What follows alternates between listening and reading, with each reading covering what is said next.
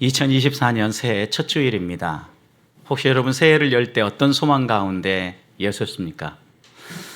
우리의 마음 가운데 여러 가지 소망들이 있는데, 여러 가지 다양한 소망이 있는데, 여러분이 받고 싶은 것을 이웃도 받았으면 좋지 않겠습니까? 그런 점에서 오늘 시작하면서 내가 이런 소망이 있는 거 이웃에게 한번 인사 한번 해보겠습니다. 새해 어떻게 되기를 원하는지 한번 인사 나누겠습니다. 옆에 있는 분들하고.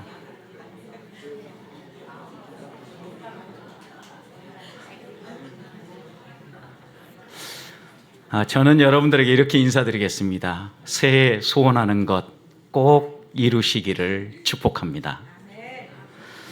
새해가 되면 사람들마다 다짐하고 소망을 합니다.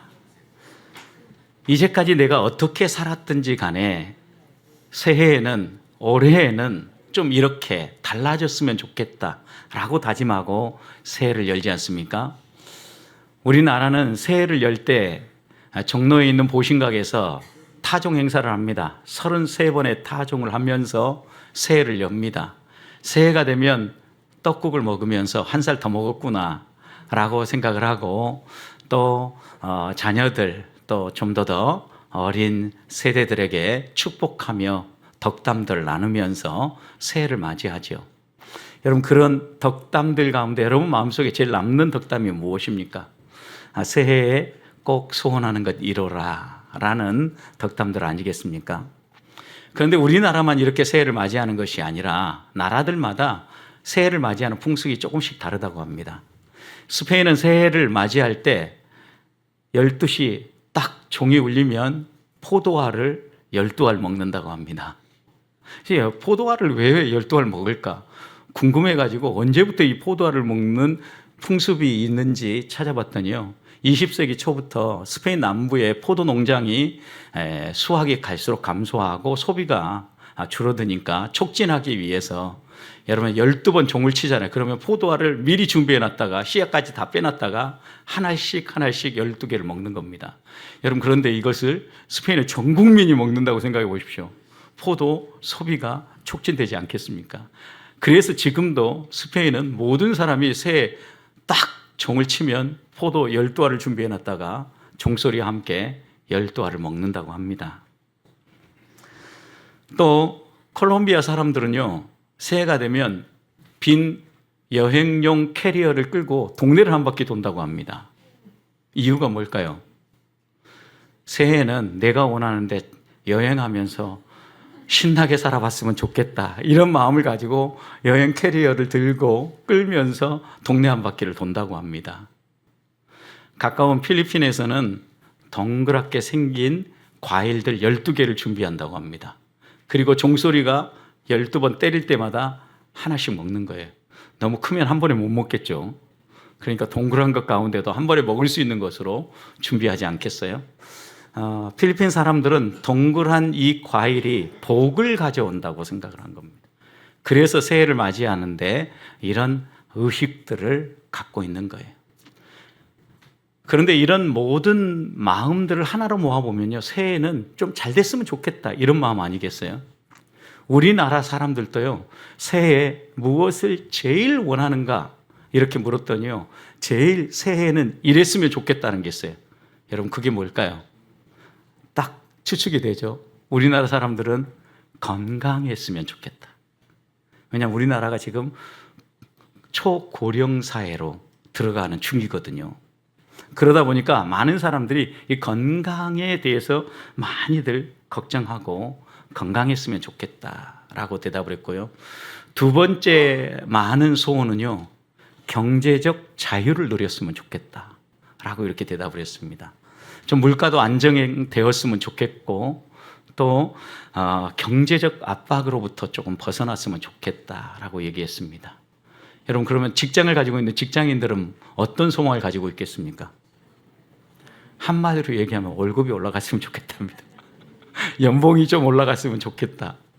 모든 직장인들의 한결같은 새 소망이었습니다.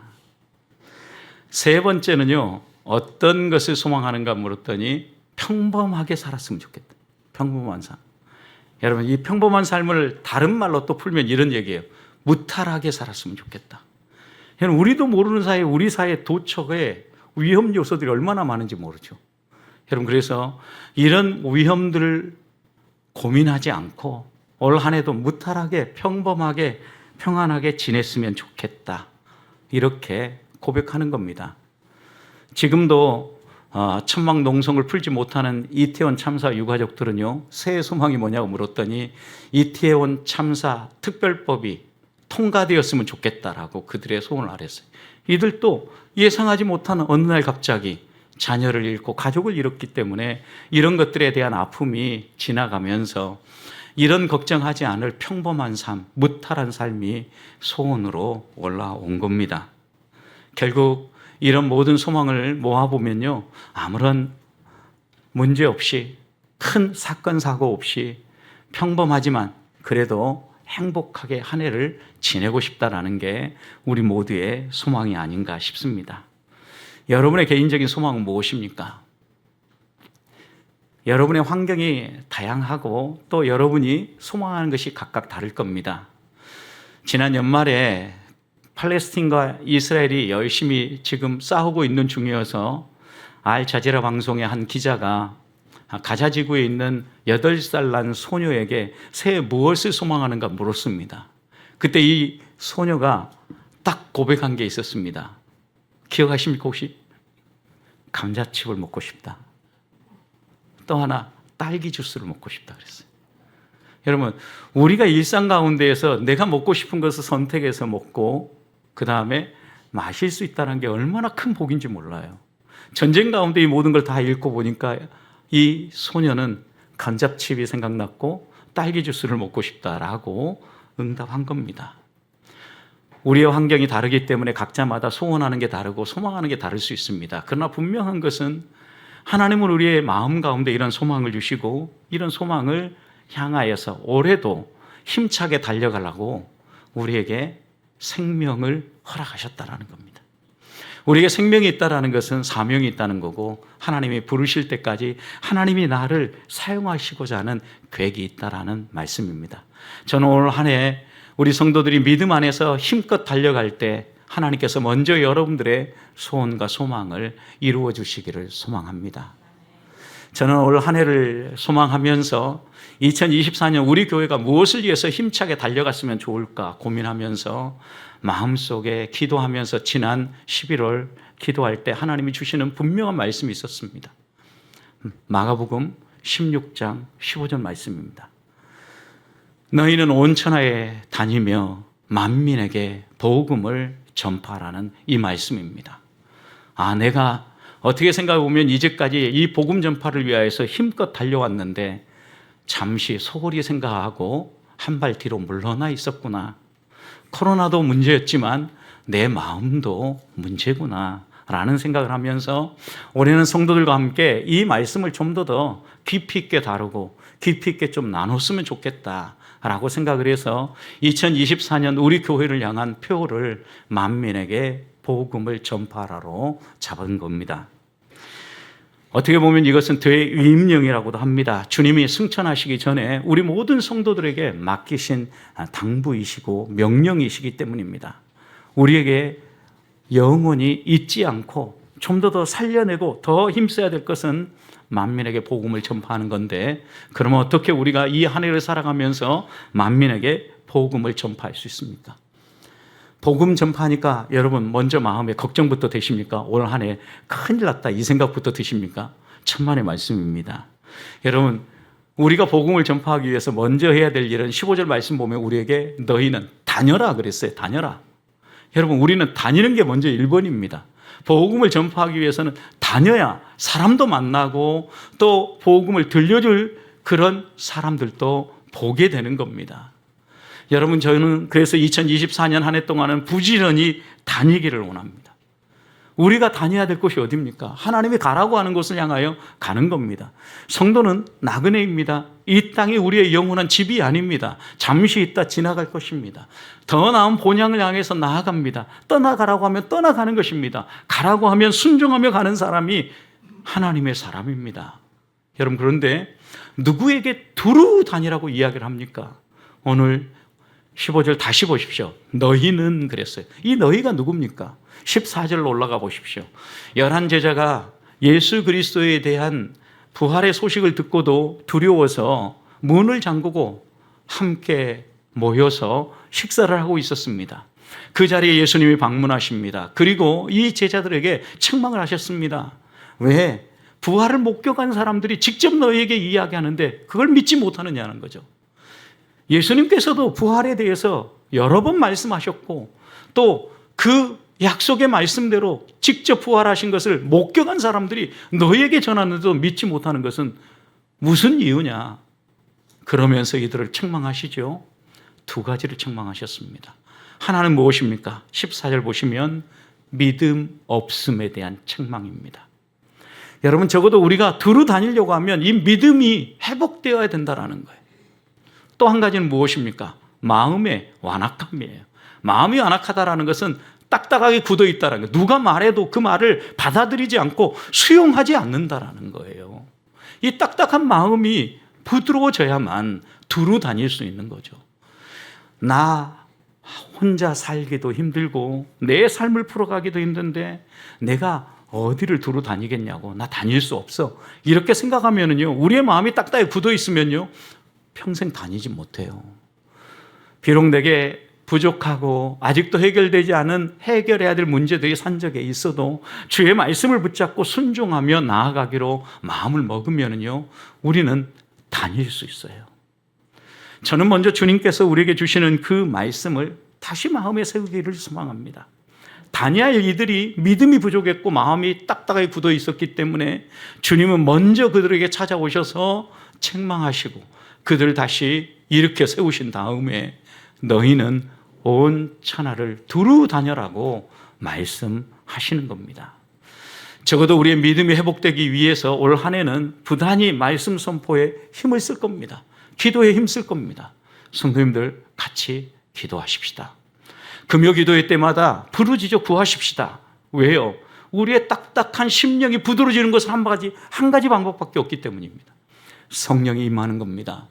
에스겔 선지자의 환상처럼 성령이 우리에게 임하면 딱딱하게 굳은 살을 하나님이 이 성령의 역사로 잘라내시고 부드럽게 만드셔서 하나님의 말씀이 풍성하게 싹을 틔울 수 있도록 좋은 땅으로 우리를 변화시켜 주신다는 말씀입니다. 자, 그렇다면 우리가 가야 될 온 천하가 어디일까요? 지리적으로는 분명합니다. 예루살렘과 온 유대와 사마리아와 땅끝까지 가라 그랬죠. 여러분, 우리가 먼저 시작해야 될 것은 우리 가족부터입니다. 내가 살아가는 가정 안에 복음이 살아 있어야 합니다. 여러분, 가정 안에 함께 신앙생활하니까 아무런 문제가 없겠지, 천만의 말씀입니다.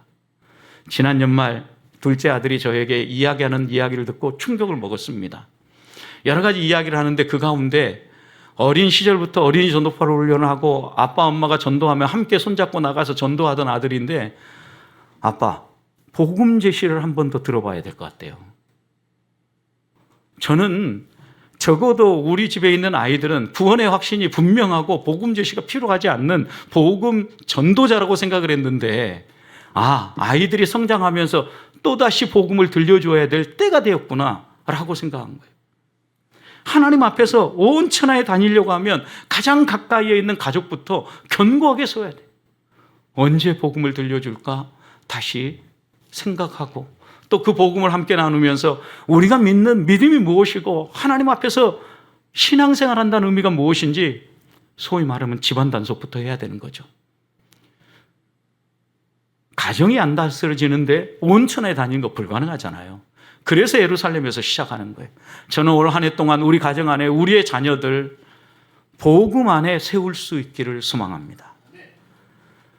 그리고 이 자녀들이 함께 손잡고 주 앞에 나와서 하나님을 찬송하는 은혜의 복이 일어나기를 원합니다. 성경의 전도를 보십시오.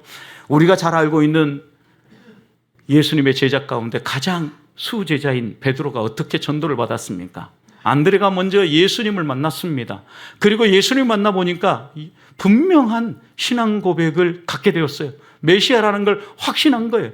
그리고 나서 그의 형제 시몬에게 복음을 전한 겁니다. 형제 전도에 의해서 우리가 알고 있는 수제자 베드로가 있게 되었다라는 거예요. 예수님을 만난 사마리아 여인도 제일 먼저 뛰어갔던 것은 자신이 살아가던 삶의 자리입니다. 이웃들에게 복음을 전했습니다. 내가 예수님을 만났다라고 전했습니다.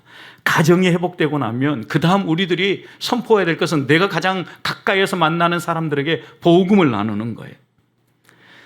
그리고 그들이 함께 하나님을 소망하며 예배할 수 있도록 손잡아 예배당으로 이끌어 주는 거예요. 여러분, 이러다 보면 자연스럽게 이 범위가 가정에서 온 유대로 사마리아로 땅끝으로 가게 되었다는 거예요. 여러분, 그러면 우리에게 땅끝은 어디입니까? 분명히 우리가 가지 못하는 선교지가 있습니다. 이런 선교지도 땅끝입니다. 그렇지만 오늘 우리 시대는 지리적인 땅끝만 있는 것이 아니라 세대적 땅끝도 있습니다. 유아 유치부와 초등부 아이들, 초등부 저학년 아이들까지는요, 부모님 손잡고 예배당에 나옵니다. 적어도 초등학교 졸업할 때까지는 그래도 믿음 생활을 잘합니다. 여러분, 그런데 중학교 들어가면 상황은 달라지기 시작합니다. 청소년들은 자기 스스로 판단하기 시작하고 내가 믿을 건가 말 건가 고민하는 겁니다. 청소년이 지나고 청장년이 되었는데도 믿음 안에 서 있으면 여러분, 자녀 신앙교육 잘 하신 겁니다. 하나님은 우리가 이 땅에서 믿음의 교육을 해 나아감에 있어서 다음 세대가 땅끝이라는 것을 오늘날 분명히 보게 합니다. 청년들 복음화율이 5% 이하입니다, 여러분. 청년들이 무너진다고 하면 작년도 조만간 무너진다라는 거 상상할 수 있겠죠. 그래서 올해는 우리 교회 예배의 변화, 교육의 변화 가운데 가장 중점적으로 다룰 것 가운데 하나는 초등부 주일학교를 비롯한 모든 부서들 청장년부까지 재미있고 한번 가볼 만한 부서를 만들기 위해서 사역자들과 머리를 맞대고 어떤 변화를 줄 건가 고민하며 달려갈 겁니다. 여러분, 그런데 이 일에 일꾼들이 필요합니다. 앞장서서 힘껏 달려나갈 때 우리 아이들이 와, 정말 우리 주일학교 좋다, 재밌다, 가볼 만하다, 이런 말이 나올 수 있도록 만들어 가는데 여러분의 후원 기도가 꼭 필요합니다. 하나님, 그리고 이런 일에 함께 할 수 있는 일꾼들을 우리 교회에 더 많이 세워주십시오. 저는 그리고 기도합니다. 날마다 기도하는 기도 제목 가운데 하나는 우리 아이들 가장 잘 아는 자가 누구입니까? 부모입니다, 부모. 저는 부모님들이 우리 주일학교 선생님들로 들어오기를 기도하고 있습니다. 그들이 내 아이를 위하는 것처럼 주일학교 아이들을 돌보고 그들과 함께 뛰놀고 그들과 함께 신앙의 삶의 훈련들을 해 나아갈 때 분명히 우리 다음 세대는 살아나리라고 저는 믿습니다. 이 믿음을 가지고 기도하며 나아가십시다. 또 하나 우리 사회에 급변하고 있는 또 다른 땅끝 세대가 있습니다. 시니어 세대입니다.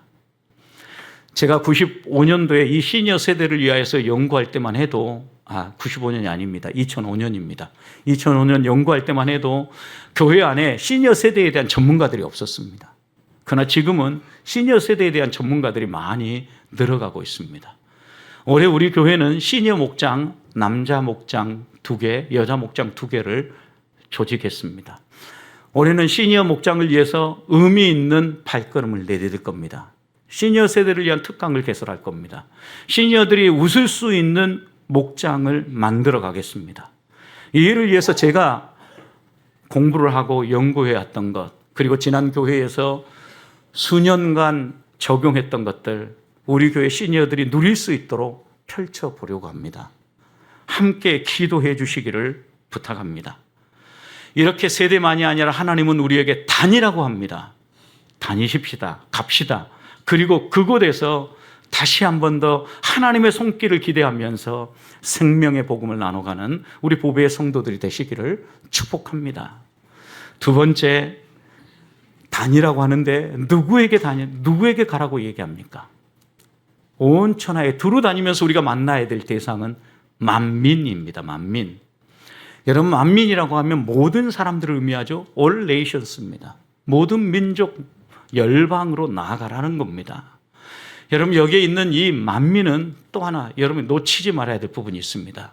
다른 만민하고 다르게 이 성경의 원문은 단순히 만민, 사람만을 의미하는 것이 아니라 all creature를 의미합니다.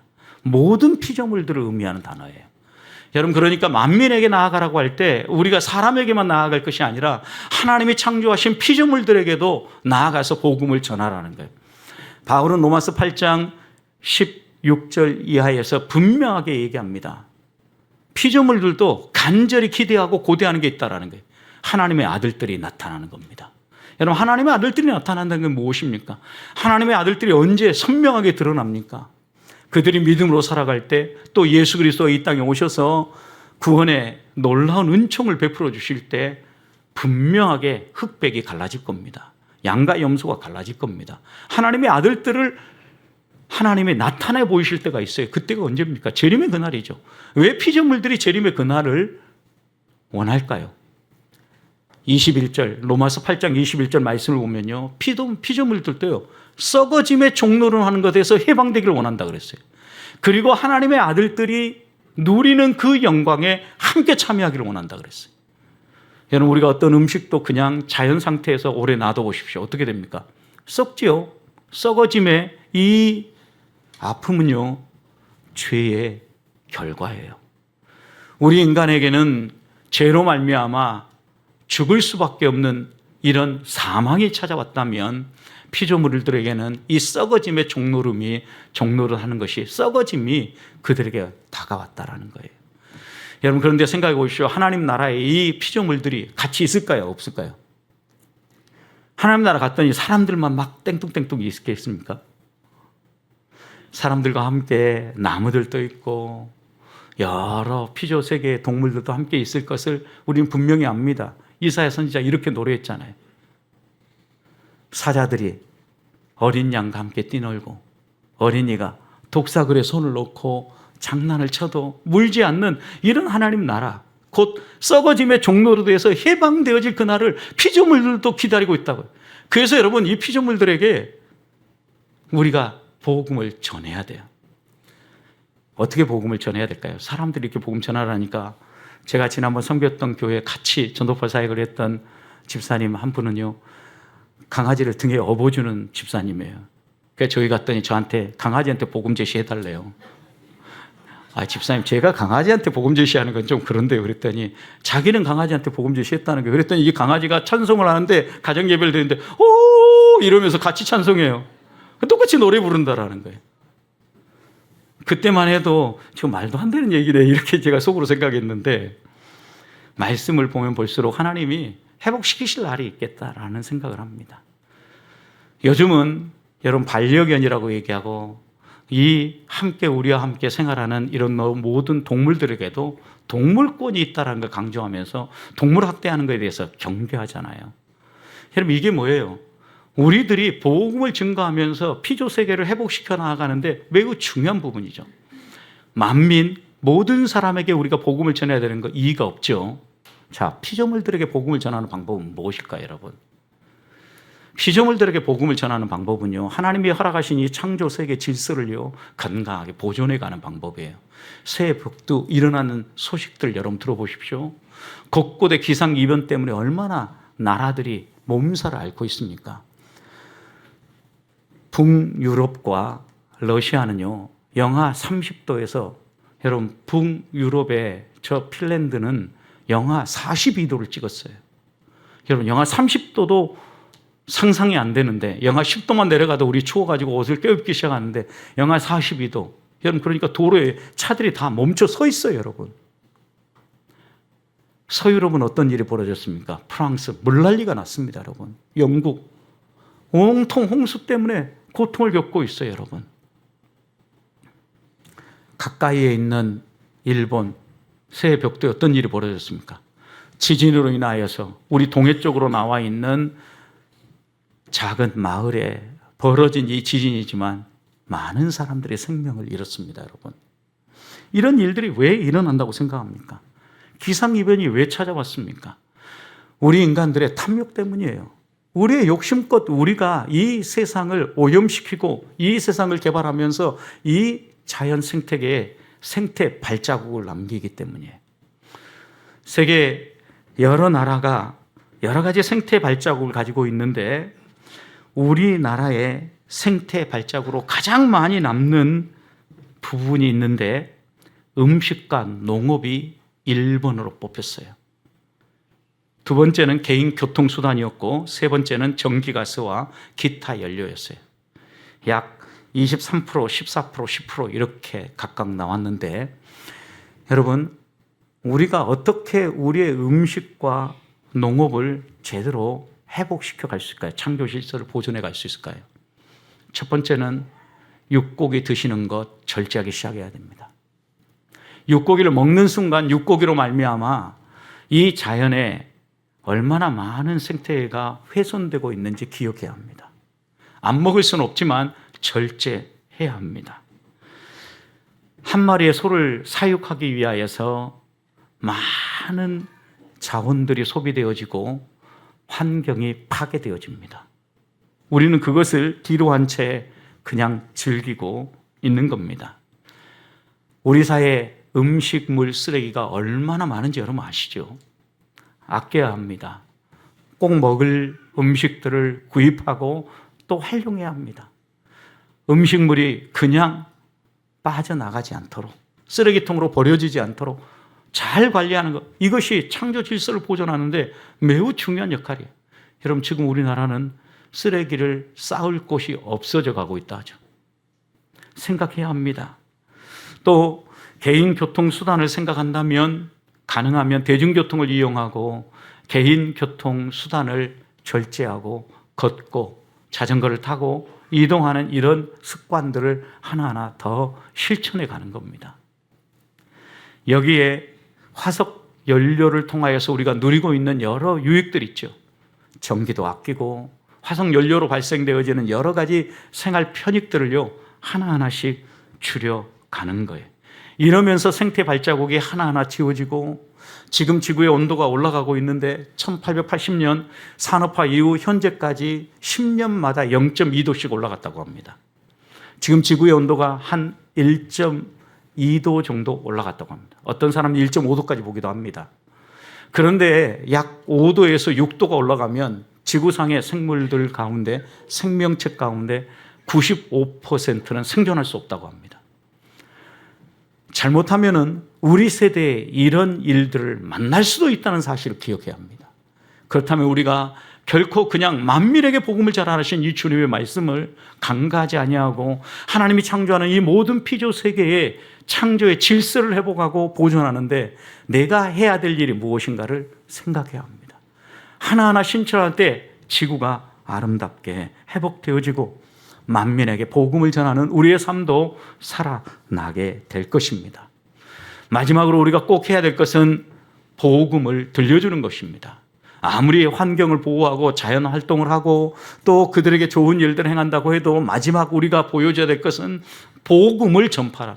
복음은 십자가와 부활입니다. 우리 예수님이 무엇 때문에 십자가 위에서 죽으셨고 부활 승천하셔서 지금 우리에게 영원한 생명을 주기 원하는지를 분명하게 선포해야 합니다. 우리의 자녀들이 정말 구원의 확신을 가지고 믿음의 길을 걸어가고 있는지 돌아봐야 합니다. 그러면서 우리 가족부터 시작해서 온 성도들이 그리고 또 우리 주변에 아직 주를 알지 못하는 사람들이 예수님을 개인의 구주로 영접할 수 있도록 선명하게 복음을 들려줄 수 있어야 합니다. 그리고 그 복음을 들은 사람 한 사람 한 사람이 죽게 돌아올 수 있도록 인도하는 겁니다. 제가 전도파 훈련을 할 때 한 훈련생이 남편에게 복음을 전하고 싶다고 했습니다. 그분은 경남기업에서 회계 담당 임원으로 은퇴하신 분이었습니다. 분명한 분입니다. 사리 판단이 분명하고 계산이 분명한 사람입니다. 그분에게 복음을 전할 때 또렷하게 그분은 분석했고 알아들었습니다. 그리고 결국 이 복음을 선포했을 때 믿기로 작정하고 교회 출석을 약속했습니다. 같이 곁에 있었던 아내가 얼마나 좋아했는지 모릅니다. 그런데 이 아내가 기뻐서 차를 내오고 다가를 준비하기 위해서 잠깐 부엌쪽으로 이동했습니다. 남편이 조용히 저한테 얘기한 겁니다. 그런데 목사님, 아내 때문에 자주 시험 들어요. 뭐 때문에 그러시는데요? 그랬더니 교회 일이라고 하면 뒤도 안 돌아보고 나가버려요. 교회 일이라면 우리 교회 성도님들은 집안일이라면 뒤도 안 돌아보고 교회로 가버리시든 교회에서 집으로 가버리시는 거 아닌가? 예배 끝나면 순식간에 다 가시는데 하여튼 그분은 그러는 거예요. 교회 일이라고 하면 뒤도 안 돌아보고 가버린다는 거예요. 정리도 덜하고. 가정에도 좀 충실했으면 좋겠어요. 이렇게 얘기하는 거예요. 알겠다고. 저는 그러면서 마음속에 깨달은 게 있어요. 우리가 아무리 복음을 청산유수처럼 잘 전해도 삶이 밑받침되지 않으면 복음을 듣고 마지막 결단하려고 할 때 항상 이 삶이 우리의 발목을 붙잡는다는 거죠. 하나님 앞에서 우리의 삶이 본이 돼야 되는 거죠. 이 부분이 바로 믿음 없음과 안악함을 해결해야 되는 부분인 거예요. 그래야 두루 다닐 수 있고 복음을 선포해도 이 복음에 힘이 실리는 거죠. 이렇게 살지 않으면 뭐라고 얘기합니까? 복음 들려줄 때 너나 잘 믿어더라. 혹시 대놓고 말을 못하면 속으로 아이고 자기나 잘하지 이렇게 뒷말을 흐릴지는 모릅니다. 여러분 그러나 분명한 것은요. 오늘 17절 18절 보십시오. 하나님은 이렇게 우리에게 약속하면서 담대하게 나가서 복음을 선포하라고 하는데 세 가지를 약속했어요. 믿는 자에게는 이런 표적이 따르리라. 첫 번째, 사탄 마귀 귀신을 제어할 권세를 주셨어요. 여러분. 사탄 마귀 귀신이 얼마나 우리를 방해하는지 몰라요. 여러분 우리의 삶이 아직 덜 다듬어지는 이유가 뭐예요? 변화되기를 원하지만 아직 변화되지 않는 이유가 뭐예요? 사탄에게 유혹에 넘어가기 때문이에요. 그런데 하나님 우리가 복음 들고 두루 다니면 제어할 힘 주시겠다라는 거예요. 베드로는 우리에게 이렇게 얘기했습니다. 마귀를 대적하라. 그리하면 저가 피하리라. 여러분 우리들이 사탄 마귀를 대적하고 하나님을 의지하면 우리의 삶에 사탄의 괴계가 물러가면서 예수 그리스도를 닮은 성품들이 묻어나고 자연스럽게 복음의 능력이 살아난다는 거예요. 그러니 우리 주님이 이런 권세를 허락한 거예요. 두 번째 권세가 무엇입니까? 여러분 두 번째 권세는 새로운 말이에요. 새 방언을 말이라 그랬어요. 여러분 우리의 입술의 언어가 바뀌지 않으면 아무리 좋은 말을 전해도 아이고 한 입 가지고 두 말 하네. 사람들이 이렇게 생각하는 거죠. 한 우물에서 쓴물과 단물이 나오지 못하는 것처럼 평소에 우리의 입술을 통하여서 칭찬하고 격려하고 사랑하는 언어가 나가야 되는 거예요.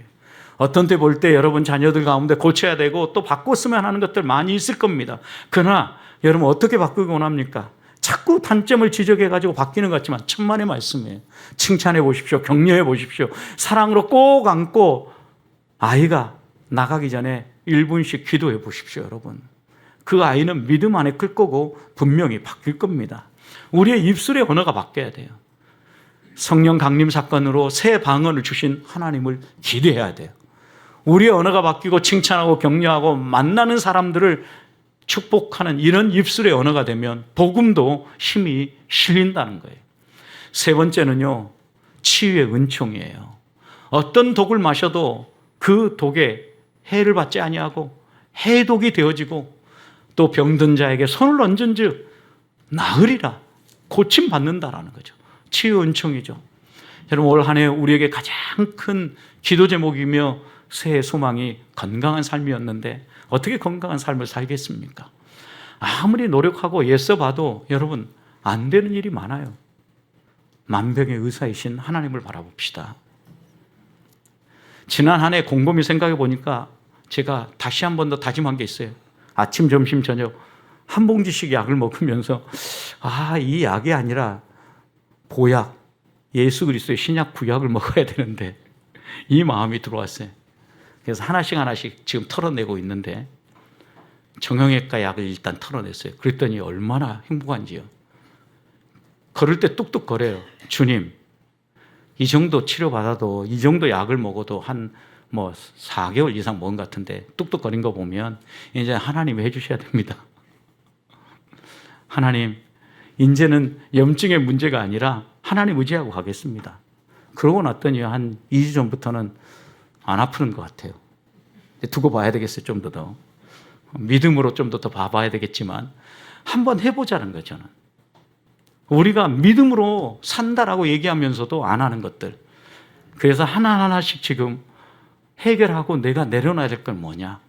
하나님 이런 권세를 주신다 그랬는데 치유의 은총을 주신다 그랬는데 누리지 못하면 바보가 아닌가, 이런 생각이 들잖아요. 하나님 앞에 내려놓고 한번 해보자라는 거잖아요. 말씀대로 이루실 것을 기대하면서 나아가 보자라는, 그러면서 하나님이 이루시는 일이 무엇인가를 경험하고 하나님께 나아가십시다. 문제는 순종이에요. 순종하면 하나님이 어떤 일들을 이루시는지 너무나 잘 알잖아요. 누가복음 5장에 보면 베드로가 산단을 이루어서 물고기 잡으러 나아갔는데 밤새 한 마리도 못 잡았죠. 그물을 싣고 있었습니다. 그 아침에 우리 주님이 찾아오셨습니다. 배에 오르셨습니다. 배를 좀 띄워라. 그리고 난 다음에 말씀하셨습니다. 깊은 데에 가서 그물을 내려라. 그때 시몬의 반응이 무엇입니까? 누가복음 5장 5절. 시몬이 대답하여 이르되 선생님, 우리들이 밤임 새도록 수고하였으되 잡은 것이 없지만은 말씀에 의지하여 내가 그물을 내리리라. 베드로는 이때 제자가 아닙니다, 여러분. 주님이 찾아오신 거예요. 그리고 이 놀라운 은혜를 보여주신 거예요. 그물을 내렸습니다. 어떤 일이 벌어졌습니까? 그물이 찢어질 정도로 2배에 가득 채웠다 그랬어요. 베드로의 반응이 무엇입니까? 주님, 제가 죄인입니다. 회개했습니다. 그리고 바로 믿음의 길을 걷기로, 제자로 헌신하고 따라가지 않습니까? 순종하며 따라갈 때, 하나님이 주시는 말씀을 하나님이 그대로 이루실 거로 믿고 행동할 때 우리의 삶의 변화는 반드시 일어납니다. 이 믿음을 가지고 올 한 해, 한 해를 마무리하는 송년주일에는 하나님 이렇게 해주신 것 너무 감사합니다.